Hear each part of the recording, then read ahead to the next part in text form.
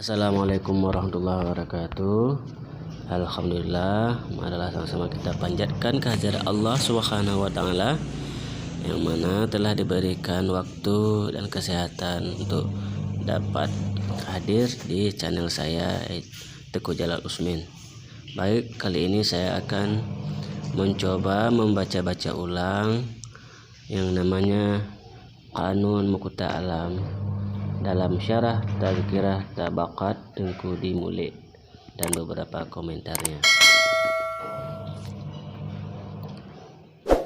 yang mana merupakan salah satu karya yang syarat makna bagi kebutuhan kontemporer. Risalah ini disalin kembali dan dialih aksarakan dari Arab ke Latin oleh Muhammad Kalam Daud dan D.A. Sakti, masing-masing sebagai dosen Fakultas Syariat Institut Agama Islam Negeri IAIN Ar-Raniri dan dosen program studi pendidikan sejarah Fakultas Keguruan dan Ilmu Pendidikan FQ Universitas Kuala. Sebagaimana kita ketahui, Aceh dikenal kaya akan peninggalan sejarah, terutama dalam bentuk kitab dan manuskrip karya para ulama intelektual masa lalu, yang sebagian darinya masih digunakan hingga sekarang di pesantren. Kekayaan ini merupakan mutiara terpendam yang belum tergalikan seluruhnya, padahal substansinya amat penting bagi pembangunan kebudayaan masa kini dan masa datang. Tidak banyak generasi Aceh yang mengetahui, konon lagi memahami bahwa ketika Aceh dipimpin para sultan, terutama masa Sultan Iskandar Muda, prinsip demokrasi dan modern yang kita kenal saat ini secara konsisten telah dikenal dan diimplementasikan dalam sistem pemerintahan. Absolutisme yang dimiliki para raja ketika itu tidak digunakan untuk melanggengkan kekuasaannya, melainkan sebaliknya. Egalitarianisme lebih menonjol dalam pelaksanaan setiap kebijakan pemerintahan dengan tetap mengacu pada peraturan perundang-undangan yang berlaku. Dan juga sebagian dari kearifan sejarah tersebut dapat dijumpai di dalam Qanun Muqta Alam ini dalam cara Tazkirah Tabaqat Tengku di Mulik dan komentarnya. Ini sedikit pembukaan tentang Qanun Muqta Alam. Baik, kita langsung saja ya membaca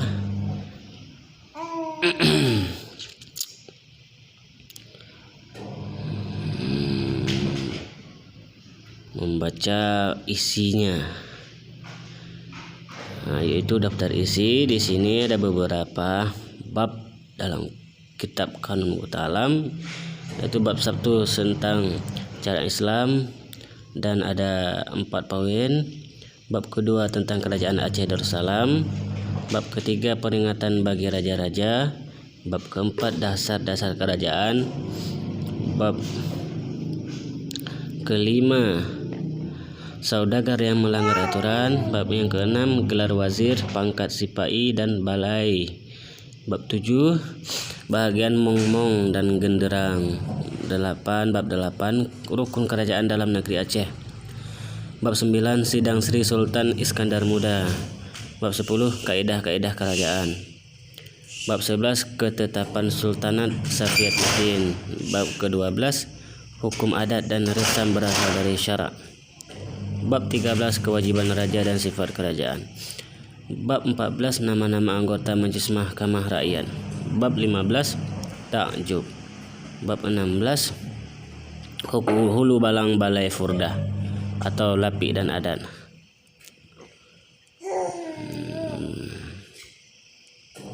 Bab 17.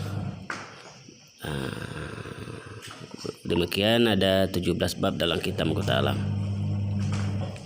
Ini beberapa pedoman penulisan, transliterasi dan penyuntingan. Ada pedoman penulisan Arab Melayu, ada kaidah penulisan Arab Melayu, ada pedoman translasi Arab Latin,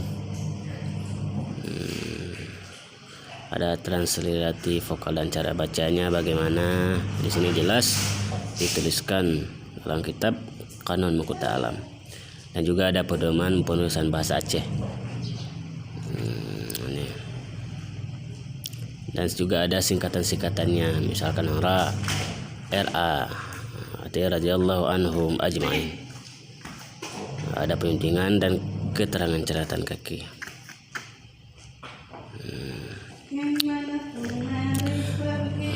Alhamdulillah, kita sudah langsung masuk saja ke bab 1 tentang syariat Islam yang bersumber hukum.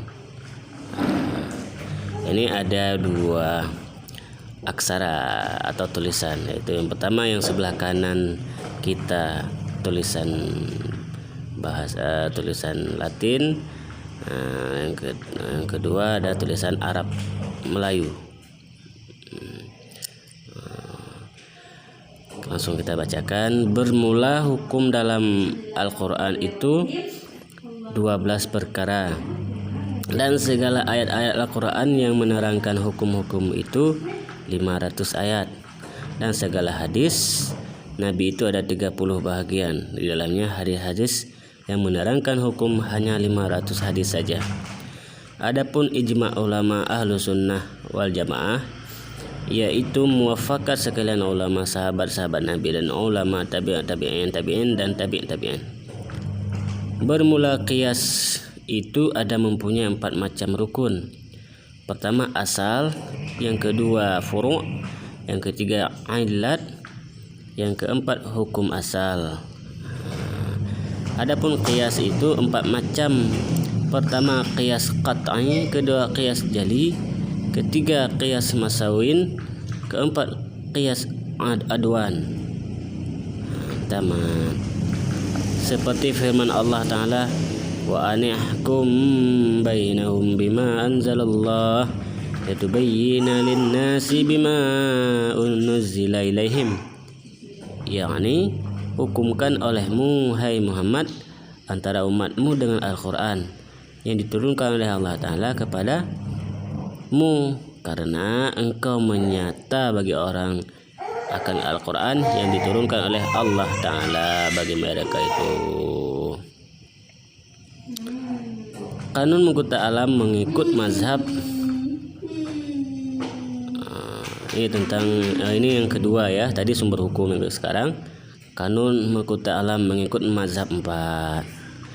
Maka peganglah dengan sungguh-sungguh hati Kanun Mahkota Alam Al-Ashi, dari karena mengikut Imam Hanafi, Imam Maliki, Imam Syafi'i dan Imam Hambali. Dan 4 mazhab itu semuanya tunduk kepada syariat Rasulullah SAW, yakni berhimpun 4, yaitu Islam dan iman dan tauhid dan ma'rifat, maka barulah bernama agama. Jadi ketika kita tidak mengikut imam yang 4 itu, berarti belum berhimpun yang 4 dalam agama, yaitu Islam, iman, tauhid dan ma'rifat. Bermula tarikat dan hakikat dan ma'rifat, maka 3 ini tunduk kepada syariat Rasulullah SAW. Kenapa demikian? Sebab karena syariat itu pohon yang besar yang takluk semua kepadanya. Maka yang bersalahan itu furu' syariat jua, yakni cabang menurut ijtihadnya masing-masing ulama. Ini itu yang berbeda ya. Bersabda Rasulullah SAW, ikhtilaf ummati rahmah, artinya bermula bersalahan ijtihad ulama daripada umatku di dalam perkara furu' syariat, maka adalah itu menjadi rahmat pada Allah Ta'ala. Ini bahwasanya ijtihad ulama itu dengan sungguh-sungguh karena menerangkan hukum Allah Ta'ala yang asalnya dari pada Al-Quran dan hadis yang mujmal. Dan ijtihad mereka itu sesudah lengkap ilmu ala ijtihad bagi ahli ijtihad, yaitu menurut pangkatnya masing-masing mereka itu ulama. Adapun yang menjadi rahmat baginya, yaitulah bagi yang mengamalkan dengan kasad karena Allah Ta'ala.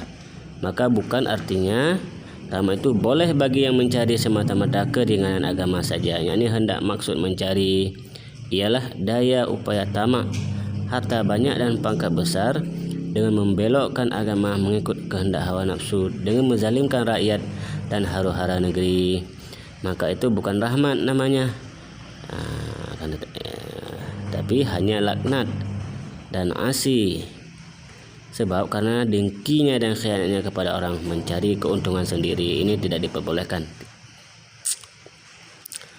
Maka ketahui olehmu, hai Talib, bahwasanya telah termaktub dalam Qanun Mughta Alam Al-Ansyir Darussalam, itu jika perlu dan penting buat negeri dan rakyat, yaitu jika tiada boleh hukumnya dalam mazhab Imam Syafi'i, maka dicari hukumnya dalam mazhab Ahmad bin Hanbal, dan jika tiada hukumnya dalam mazhab Imam bin Hanbal, maka dicari hukumnya dalam mazhab Imam Maliki, dan jika tiada dalam mazhab Imam Maliki, maka dicari hukumnya dalam mazhab Imam Abu Hanifah, karena adalah imam yang empat itu pangkat mujtahid mutlak yang sah dalam Ahlus Sunnah wal Jamaah. Maka dengan sebab itulah diadakannya hakim ma'ruf makruh dan hukum uruf dan adat, makruh dan uruf dan kisah, ma'ruf dan uruf dan kanun ma'ruf dan uruf. Ini undang-undang yang pentingnya buat negeri dan rakyat dan tentara dan pembinaan yang perlu buat keperluan umumiyah atas kebenaran yang tertentu. Wallahu a'lam.